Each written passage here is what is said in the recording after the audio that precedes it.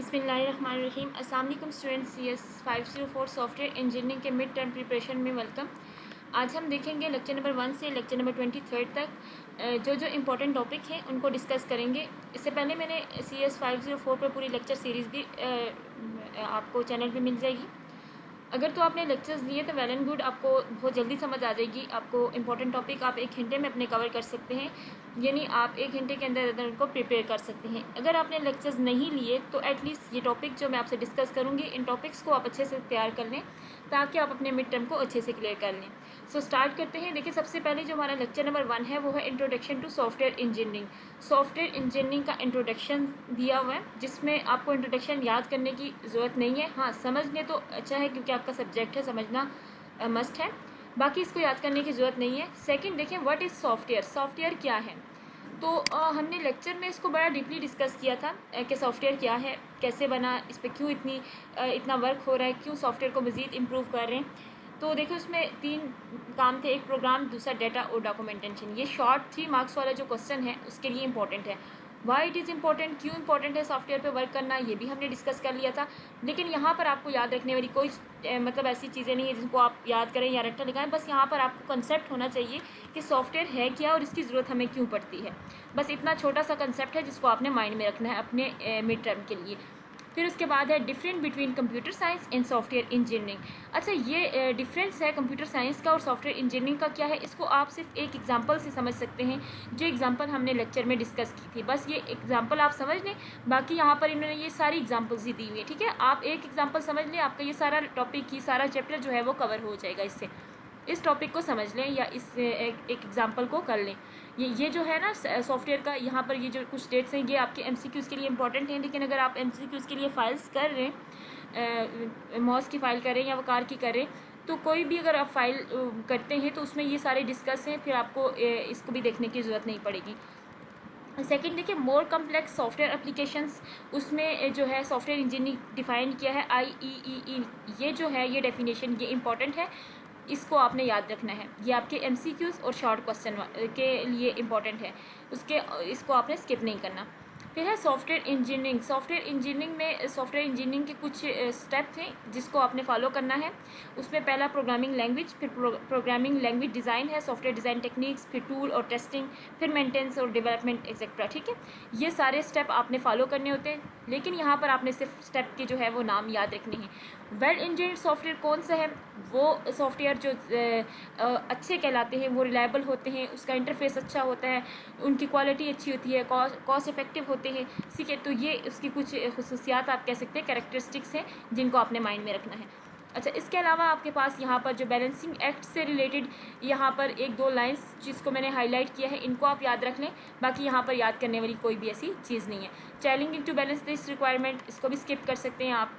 Law of administration return, इसको law को समझना ज़रूरी है, लेकिन अगर इसको स्किप भी करते हैं क्योंकि यहाँ से MCQs आएगा, कोई शॉर्ट 3 मार्क्स वाले क्वेश्चन जो हैं वो नहीं आएंगे, सो इसलिए ये इतना ज़रूरी नहीं है। फिर सॉफ्टवेयर वैसे तो ज़रूरी आपकी पूरी बुक है, लेकिन हम फ़िलहाल मिड टर्म के इंपॉर्टेंट टॉपिक डिस्कस कर रहे हैं, इसलिए हम कुछ चीज़ों को ज़रूरी नहीं कह रहे। सॉफ्टवेयर का बैकग्राउंड में आपके पास प्रोजेक्ट मैनेजमेंट, ये जो स्टेप है ना, ये जिनको मैंने हाईलाइट किया है, ये आपके हैंड आउट्स में है। इन स्टेप को आपने स्किप नहीं करना, ये स्टेप के नाम आप याद रख लें, ये आपको काम आएंगे। उसके बाद जो है नेक्स्ट हमारे पास इस चैप्टर के अंदर ये समरी दी हुई है। समरी में आपके पास सेम वही डिस्कशन है जो आपने पीछे कर ली है, यानी लेक्चर में सॉफ्टवेयर इंजीनियरिंग की डेफिनेशन, जो सॉफ्टवेयर रहता है ये इतना इंपॉर्टेंट क्यों है, ये 3-4 टॉपिक हैं जिनको आपने माइंड में रखना है। फर्स्ट लेक्चर में सिर्फ इतना था। सेकंड लेक्चर जो स्टार्ट हो रहा है आपका, इंट्रोडक्शन टू सॉफ्टवेयर डेवलपमेंट। सबसे पहले इंट्रोडक्शन में आपने देखना है कि इसको 2 जो कैटेगरीज हैं सॉफ्टवेयर को, उसमें डिवाइड किया गया। वो कौन कौन सी कैटेगरी है? एक कंस्ट्रक्शन है, दूसरा मैनेजमेंट है। कंस्ट्रक्शंस के कितने पार्ट्स हैं इनको याद रखना है, यानी ये रिक्वायरमेंट गैदरिंग है, डिज़ाइन डेवलपमेंट है, कोडिंग एंड टेस्टिंग। ठीक है, कंस्ट्रक्शन क्या होता है और उसके पॉइंट्स, मैनेजमेंट क्या है और उसके पॉइंट्स, बस ये आप लोगों ने याद रखना है। उसके लिए समझने के लिए ये आपके पास डायग्राम दी हुई है, इससे भी आप इस कंसेप्ट को जो है वो समझ सकते हैं, अपने सामने रख के इसको कर सकते हैं। सॉफ्टवेयर इंजीनियरिंग का फ्रेमवर्क, इसमें जिस फ्रेमवर्क के नाम याद रख लें वो ज़रूरी है, वो भी आपको एज अ डायग्राम दे दिए गए ताकि आप आसानी से कर लें। सॉफ्टवेयर डेवलपमेंट लूप किस तरह से इसकी चल रही है? सबसे पहले प्रॉब्लम की डेफिनेशन है, फिर टेक्निकल डेवलपमेंट है, फिर सोल्यूशन इंटीग्रेशन है, ये सारे स्टेप जो हैं लूप, ये आपने याद रखने हैं। वो भी आपको एज अ डायग्राम दे दिए गए ताकि आप चीज़ों को अच्छी तरह से समझ लें। यानी आप इन 3 डायग्राम्स को याद रख लें, समझ लें, तो आपका ये सारा चैप्टर भी जो है वो कवर हो जाएगा। फिर है सॉफ्टवेयर इंजीनियरिंग के फेज़, मोस्ट इंपॉर्टेंट टॉपिक है, इसको स्किप नहीं करना। ये आपके 5 मार्क्स वाले क्वेश्चन में आ सकता है, जिसमें 4 या 5 फेजेस हैं इसके, इनके नाम आपने याद रखने हैं। सेकेंड लेक्चर भी आपका यहाँ तक कवर होता है। थर्ड लेक्चर है आपके पास रिक्वायरमेंट इंजीनियरिंग। रिक्वायरमेंट इंजीनियरिंग में सॉफ्टवेयर रिक्वायरमेंट की डेफिनेशन याद रखनी है, और उसके बाद ये IEEE डिफाइन सॉफ्टवेयर रिक्वायरमेंट्स, उसने कोई डिफाइंस की हैं, 3 टाइप्स हैं उसकी या 3 स्टेप्स हैं, इनको आपने याद रखना है। फिर है इंपॉर्टेंस ऑफ रिक्वायरमेंट्स, रिक्वायरमेंट्स की इंपॉर्टेंट क्या है, इसका कंसेप्ट सिर्फ समझना है, बाकी ये थ्योरी इसको याद करने की या रट्टा लगाने की ज़रूरत बिल्कुल भी नहीं है। रूल ऑफ रिक्वायरमेंट्स को स्किप कर सकते हैं। फिर आगे पास लेक्चर नंबर 4 है। लेक्चर नंबर 4 से में कौन कौन से टॉपिक इंपॉर्टेंट हैं जिनको आपने स्किप नहीं करना, वो आपके पास हैं यहाँ से। Levels of software requirements, software के लेवल्स जो हैं ये आपके पेपर में मस्ट आते हैं। 3 मार्क्स वाले क्वेश्चन, अगर ये 3 मार्क्स वाले क्वेश्चन में हुआ तो आपको जस्ट नाम लिखने होंगे, यानी बिजनेस रिक्वायरमेंट है, यूज़र रिक्वायरमेंट है, फंक्शन रिक्वायरमेंट है और नॉन फंक्शन रिक्वायरमेंट है। ये रिक्वायरमेंट्स के नाम आपको लिखने हैं। लेकिन अगर ये 5 मार्क्स वाले क्वेश्चन में आ जाता है ना, तो फिर आपको थोड़ा थोड़ा इसको साथ साथ एक्सप्लेन भी करना होगा। सो मैंने ड्यूरिंग लेक्चर इनको बहुत शॉर्ट सा इनका कंसेप्ट दिया था। अगर तो आपने वो लेक्चर्स लिए तो आपको इन चीज़ों को बहुत आसानी से आप कर लेंगे। अगर लेक्चर नहीं लिए तो एटलीस्ट इस टॉपिक को आप लेक्चर में से कवर कर लें अपनी। फिर स्टैक होल्डर, ये भी इंपॉर्टेंट टॉपिक है, ये आपके MCQs में आता है, आपके 3 मार्क्स वाले क्वेश्चन में आता है। स्टैक होल्डर्स कौन हैं और कैसे वर्क करते हैं, ठीक है, उससे रिलेटेड आप इस डायग्राम को देख सकते हैं। फिर आपके पास है requirement statement and requirement specification, उसकी कैरेक्टरिस्टिक्स में आपके पास नाम है कंप्लीट, करेक्ट एंड फिजिबल, ठीक है, ये तीनों नाम और साथ आप उसकी डिटेल्स जो है वो याद रख लें। ये सारे कैरेक्टरिस्टिक्स जितनी भी होती हैं ना, किसी भी चीज़ की कैरेक्टरिस्टिक्स अगर आपके लेक्चर में डिफाइन है तो उसको आप स्किप नहीं किया करें। उसको आप चाहें तो अगर लेक्चर आप नहीं भी लेते तो उसको आप गूगल करके उसकी चीज़ की कैरेक्टरिस्टिक्स देख लिया करें और उसको कर लिया करें, क्योंकि वो इंपॉर्टेंट होती हैं। लेक्चर नंबर 5 में आपके पास है relationship of several component of software requirements. इसमें आप देखें, इस डायग्राम को देख लेना। उसके बाद आपके पास बिजनेस रिक्वायरमेंट्स हैं और साथ जो हैं यहाँ पर केमिकल ट्रैकिंग सिस्टम, इसको आपने देख लेना है। फिर आपके पास इन स्टेप को आप स्किप कर सकते हैं। कॉन्टेक्स्ट डायग्राम कौन सी होती है, कॉन्टेक्स्ट डायग्राम को समझना, इस डायग्राम को पूरा इमेज देखना, इसको समझें। ड्यूरिंग लेक्चर हमने इसको कवर किया था, अगर आपने नहीं किया तो इस डायग्राम को कर लें। इसमें यूज़ केस क्या है, ठीक है, डेवलपर रिलेशनशिप क्या है, कैसे होता है, यूज़ केस मॉडल के कंपोनेंट्स कौन कौन से हैं, ये आपने करने हैं। Use case diagram for library system, ये पूरी एक लाइब्रेरी सिस्टम के लिए यूज़ केस डायग्राम बना दी गई है, ठीक है। लाइब्रेरी सिस्टम में कौन कौन होता है, बुक लेने वाला होता है और ठीक है, और लाइब्रेरी मैनेज करने वाला होता है। तो आपने उसको पूरा सिस्टम एक दिया हुआ है, लेकिन इसको समझने में सिर्फ इसकी यह है कि ये आपके पास कौन है, एक्टर्स हैं, ये आपके पास यूज़ केसेस हैं, ये रिलेशनशिप है, सिर्फ इनका वर्क आपको जानना ज़रूरी है, बाकी ये पूरा आपको उठा के नहीं दे सकते। क्रिएटिंग का यूज़ केस मॉडल को कैसे क्रिएट करना है, स्टेप को भी आप सिर्फ क्रिएट करने का मेथड पता होना चाहिए, बाकी आपको क्रिएट करने को पूरा स्टेप नहीं देंगे। फिर उसके बाद नेक्स्ट जो स्टेप है आपके पास यूज़ केसेस में, सबसे पहले एलोब्रेशन कैसे करते हैं, यूज़ केस का नेम, फिर उसकी इम्प्लीमेंटेशन, फिर एक्टर्स, फिर समरी, फिर प्री कंडीशन, पोस्ट कंडीशन, ये जो नाम है ना, ये सारे, इनको आपने स्किप नहीं करना। ये कंपोनेंट्स हैं आपके, ठीक है, इन कंपोनेंट्स के यूज़ केस के स्किप नहीं करना। फिर ये एक्टर कैसे वर्क करके आपको डिफाइन भी किया हुआ है कि यूज़ केस का सबसे पहले नाम होना चाहिए, फिर प्योरिटी, फिर एक्टर्स, फिर उसकी पूरी समरी डिटेल से, ठीक है। ये सारे आपने स्किप नहीं करने, सिर्फ इसको समझ लेना, बाकी यहाँ से याद कुछ भी नहीं करना। फिर आपके पास है यूज़र एक्शन क्या है और सिस्टम रिएक्शन, ये जो टेबल बना है ये इंपॉर्टेंट है। एक्टिविटी डायग्राम क्या है, इसको आपने स्किप नहीं करना। एक use case diagram, activity diagram क्या है, कैसे वर्क करती हैं, ये इंपॉर्टेंट है। यहाँ पर लेक्चर नंबर 7 में सोर्स एंड सिंक की डेफिनेशन, यहाँ पर सिर्फ इन दोनों की डेफिनेशन आपने याद कर लेनी है कि सोर्स क्या है, सिंक क्या है। फिर है domain model, understanding the business domain, इसको आप स्किप कर सकते हैं। फिर अगर तो आपने लेक्चर सारे किए तो फिर बिल्कुल भी स्किप ना करें, फिर आप इसको कर लें। लेकिन ये इंपॉर्टेंट टॉपिक्स उनके लिए हैं जिन्होंने लेक्चर्स नहीं लिए और जो एटलीस्ट अपने सब्जेक्ट को क्लियर करना चाहते हैं, ये उनके लिए इंपॉर्टेंट है, ठीक है। वो लोग ये टॉपिक कर लें कम वक्त में और अपने पेपर को जो है वो क्लियर कर लें एटलीस्ट। फिर देखें नेक्स्ट टॉपिक आपके पास जो है, ये डायग्राम भी इंपॉर्टेंट है, ये हमने ड्यूरिंग लेक्चर इसको बड़े डिटेल से किया था। इस वक्त हम इसको डिस्कस इसलिए नहीं कर रहे क्योंकि हम जस्ट इंपॉर्टेंट टॉपिक्स को देख रहे हैं। अगर हम इनको डिस्कस करना स्टार्ट कर देंगे तो काफ़ी लेंथी हो जाएगी video. Arranging information in tabular form, इसमें एक्सटर्नल और इंटरनल इनपुट और क्यूरी वगैरह, ये टॉपिक इंपॉर्टेंट है, इस टेबल को स्किप नहीं करना, इसको भी कर लेना, ये भी इंपॉर्टेंट है आपके पास। और उसके अलावा जो है यहाँ पर डाटा फ्लो मॉडल में उसकी नोटेशन जो है वो सारा प्रोसेस, सिंबल्स कैसे वर्क करते हैं, ये किसके लिए सिंबल यूज़ होता है, ये बहुत इंपॉर्टेंट टॉपिक है, इसको आपने स्किप नहीं करना। DFD क्या है, फ्लो चार्ट, इनका कंपैरिजन किया हुआ है, इसको भी स्किप नहीं करना है। टेबल्स और कैरेक्टरिस्टिक्स आपके लेक्चर्स के अंदर जहाँ भी आपको मिलती हैं उनको आप प्रिपेयर करें। प्रोसेसेस, एक्सटर्नल एजेंट, ये सारी चीज़ें, ये इनको स्किप नहीं करना। डाटा फ्लो मॉडलिंग में 2 पॉइंट्स हैं, आपने जस्ट इनको याद कर लेना है। फिर लेक्चर नंबर 9 में है आपके पास CRUD ऑपरेशंस, जिसमें create, read, update and delete, ये ऑपरेशंस आपने स्किप नहीं करने। ये आपके 3 मार्क्स वाले क्वेश्चन में जस्ट नाम पूछे जा सकते हैं, या फिर आपको चारों एक्सप्लेन करने को भी कहा जा सकता है। और सम टाइम नहीं बल्कि मोस्टली ऐसा भी होता है कि अपडेट की क्यूरी क्यों इस्तेमाल होती है, रीड की, क्रिएट की, डिलीट की, ये आपके MCQs में ये टॉपिक पूछे जा सकते हैं, ठीक है।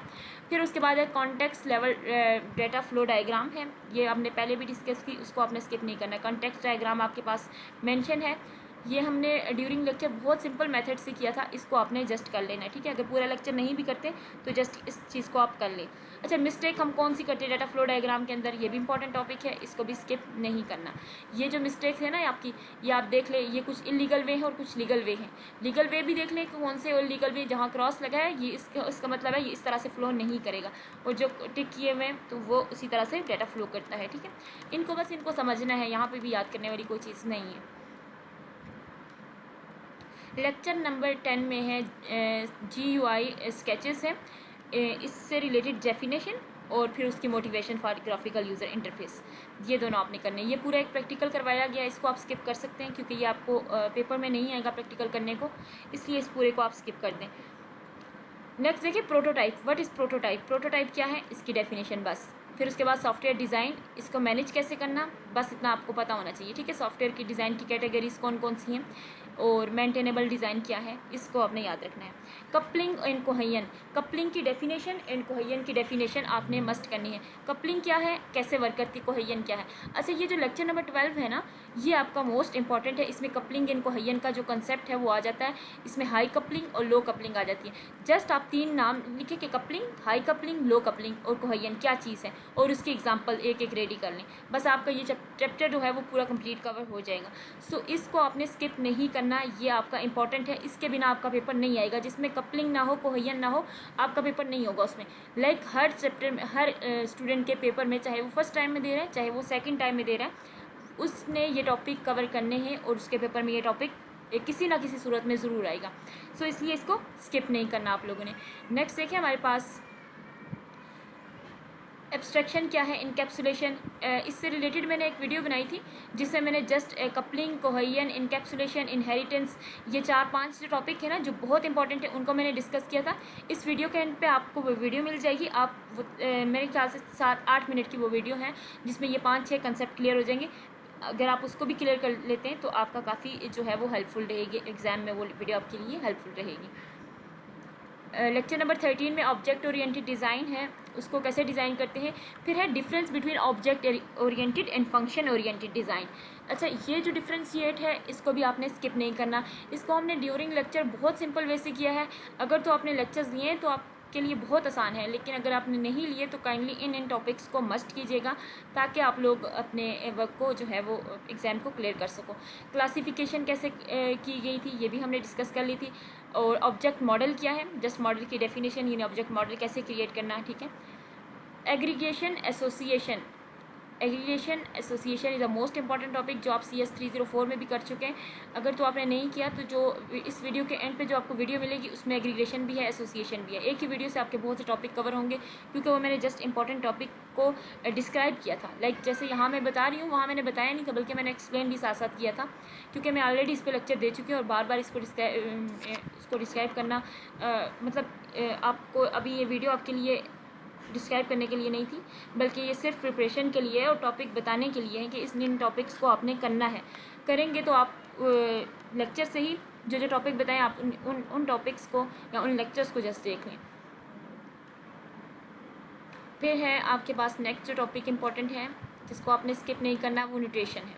न्यूटेशन की डेफिनेशन, फिर उसके बाद मॉडल है उसका, डेरिवेशन ऑफ ऑब्जेक्ट मॉडल, इसको मॉडल को करना है। इसमें सिलेक्टर्स हैं, सिलेक्ट प्लेसेस हैं, एक्टर्स को कैसे सिलेक्ट करना है, select container object, select tangible things, ये आपने पॉइंट्स याद रखने हैं। आइडेंटिफाइंग स्ट्रक्चर, 2 टाइप के स्ट्रक्चर्स हैं आपके पास, जनरलाइजेशन, स्पेशलाइजेशन, इन दोनों को आपने करना है। जनरलाइजेशन और स्पेशलाइजेशन मोस्ट इंपॉर्टेंट टॉपिक है, जिसमें एसोसिएशन एंड एग्रीगेशन अगेन जो है वो ऐड होता है। जिस तरह आपने पिछले लेक्चर में एसोसिएशन एग्रीगेशन का देखा था, सेम इसी तरह ये वहाँ पे फिर से रिपीट होगा। फिर देखिए नेक्स्ट आपके पास जो इम्पोर्टेंट है लेक्चर नंबर 19 है, जिसमें आपके पास इम्पॉर्टेंट चीज़ है ये, इसको आप स्किप कर सकते हैं क्योंकि इसमें एसोसिएशन और एग्रीगेशन का टॉपिक डिस्कस हो रहा है। अगर वो आप क्लियर कर लेंगे ना तो ये सारा आपका ऑटोमेटिकली कवर हो जाएगा। लेक्चर नंबर 20 है, जिसमें स्टार्ट हमारे पास हो रहा है इंट्रैक्शन डायग्राम। डायग्राम जितनी भी है वो इम्पॉर्टेंट है। इसमें आपके पास जो पहली आ रही है इस लेक्चर में वो सीक्वेंस डायग्राम है।